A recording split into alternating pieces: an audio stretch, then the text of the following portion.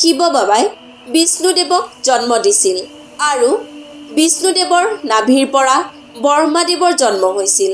দুয়ো দেৱৰে মাজত শিৱ বাবাই এটা ডাঙৰ শিলৰ ৰূপত আৱিৰ্ভাৱ হ'ল।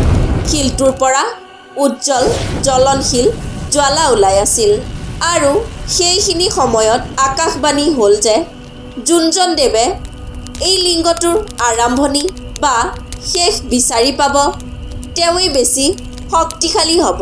তেতিয়া বিষ্ণুদেৱে লিংগটোৰ শেষ বিচাৰি তললৈ গ'ল আৰু ব্ৰহ্মাদেৱে আৰম্ভণি বিচাৰি ওপৰলৈ গ'ল। যেতিয়া বহু বছৰলৈ বিষ্ণুদেৱে লিংগটোৰ শেষ বিচাৰি নাপালে তেতিয়া তেওঁ ঘূৰি আহিলে আৰু ক'লে, হে প্ৰভু, ইয়াৰ কোনো শেষ নাই, মোক ক্ষমা কৰিব। এইটো মোৰ ভুল আছিল যে মই নিজকে